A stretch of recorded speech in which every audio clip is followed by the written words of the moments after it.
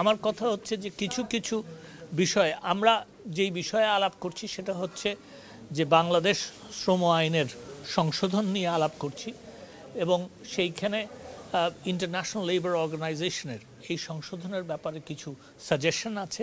সেই সাজেশন কতটা আমাদের দেশের স্বার্থে যৌক্তিক সেটা নিয়ে আলাপ আলোচনা হচ্ছে এবং আমরা কোনটা গ্রহণ করতে পারবো কোনটা গ্রহণ করতে পারবো না সেগুলি নিয়েও বিস্তারিত আলোচনা হচ্ছে।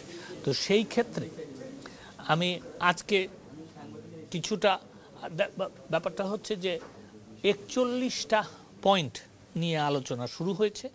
সেই 41টা পয়েন্টের মধ্যে আজকে প্রায় 2.5 ঘন্টা আলাপ হয়েছে 16টা পয়েন্ট, আরও 24টা পয়েন্ট 16-17টা পয়েন্ট আলাপ হয়েছে, আরও 24টা পয়েন্ট আলোচনা বাকি আছে।